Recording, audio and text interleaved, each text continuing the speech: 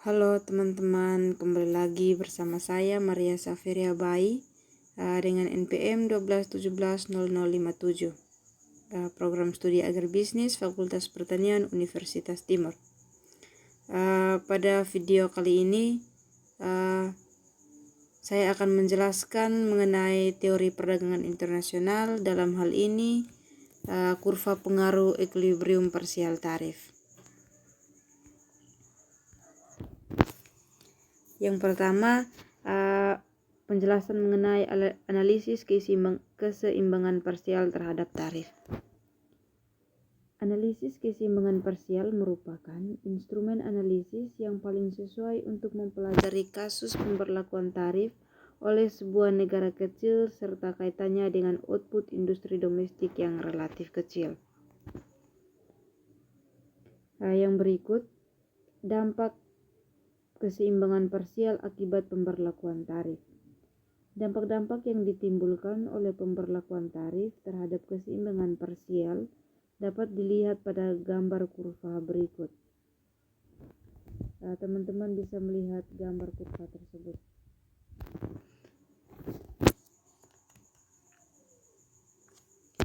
Sesuai dengan gambar tersebut atau gambar kurva yang ada pada slide, dapat dijelaskan bahwa yang pertama, gambar tersebut mengilustrasikan bahwa negara kecil dan industrinya menghasilkan komoditi X juga kecil. Yang kedua, DX adalah, teman-teman bisa melihat tulisan DX terletak pada bagian setelah angka B. Artinya DX merupakan kurva permintaan dan SX melambangkan kurva penawaran komoditi X di negara tersebut. Yang berikut, titik E menyatakan jika negara kecil ini tidak melakukan perdagangan internasional, maka keseimbangan terjadi di titik E yang merupakan perpotongan antara DX dan SX. Yang berikut, jika negara melakukan hubungan perdagangan internasional, maka akan menikmati harga yang jauh lebih murah, yakni sebesar SF atau sebelum tarif, sehingga konsumsi meningkat sebesar garis AB. Teman-teman bisa melihat pada gambar kurva tersebut. Penjelasan yang berikut mengenai gambar ini atau mengenai kurva tersebut, bahwa AC merupakan garis produksi domestik dan CB atau CB melambangkan garis impor. Yang berikut, SF merupakan garis putus-putus horizontal yang melambangkan kurva penawaran komoditi X dari luar negeri yang elastis tak terbatas untuk negara tersebut. Artinya bahwa pasar internasional sanggup memasok komoditi X sebanyak mungkin kepada negara kecil berdasarkan harga dunia yang berlaku.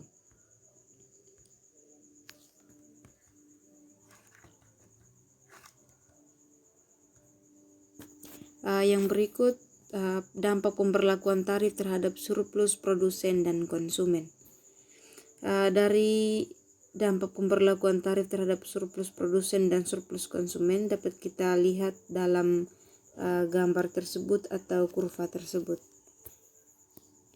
Dari kurva tersebut dapat kita menjelaskan bahwa, dapat kita artikan bahwa yang pertama, kenaikan harga komoditi X dari harga P1 menjadi P2 yang diakibatkan oleh pemberlakuan tarif oleh pemerintah terhadap barang-barang impor, maka akan menurunkan surplus konsumen dan meningkatkan surplus produsen. Teman-teman bisa melihat kembali kurva tersebut.